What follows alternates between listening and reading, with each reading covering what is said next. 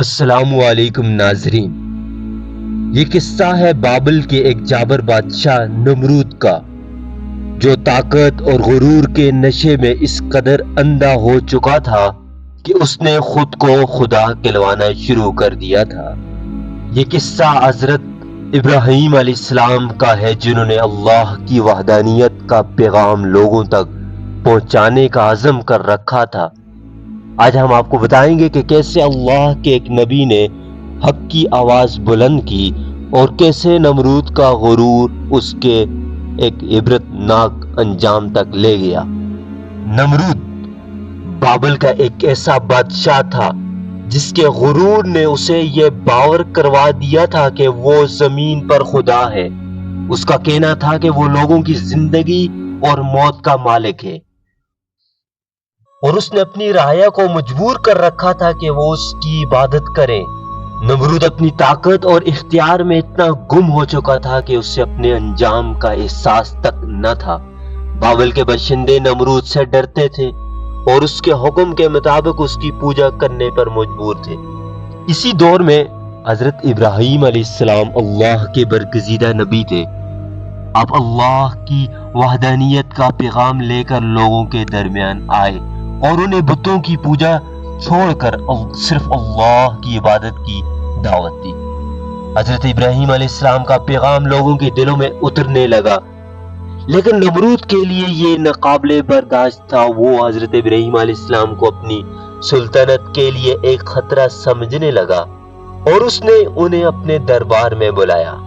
نمرود نے حضرت ابراہیم علیہ السلام کو دربار میں طلب کر کے کہا، کون ہے تمہارا رب؟ حضرت ابراہیم علیہ السلام نے کہا، میرا رب وہ ہے جو زندگی اور موت دیتا ہے۔ نمرود غرور سے مسکرایا اور بولا، میں بھی زندگی اور موت دے سکتا ہوں۔ اس نے دو قیدیوں کو بلایا، ایک کو قتل کروا دیا اور دوسرے کو آزاد کر دیا، اور اپنے آپ کو دنیا کا طاقتور ترین انسان سمجھنے لگا۔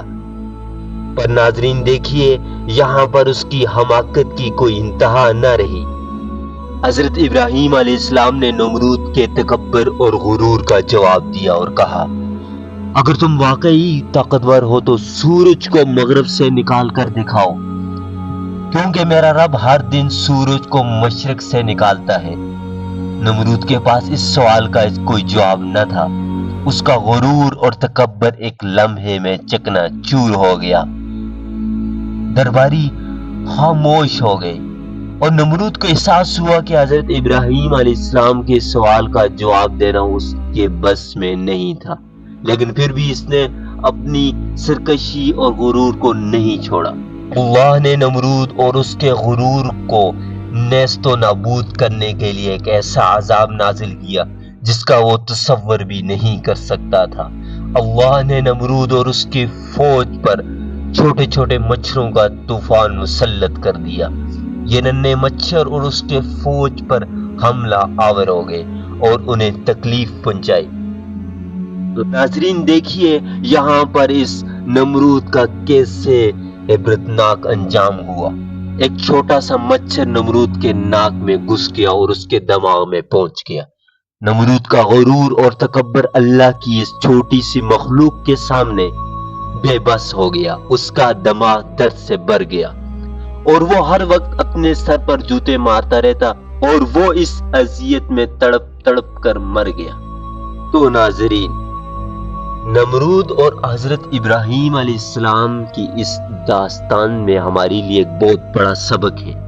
اس قصے سے ہمیں یہ اس بات سمجھ میں آتی ہے کہ زمین و آسمان کا مالک صرف اللہ ہے۔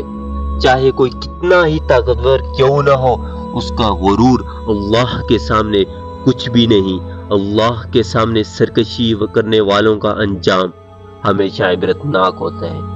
تو ناظرین، ملتے ہیں اپنی نیکسٹ ویڈیو میں، تب تک کے لیے اللہ حافظ۔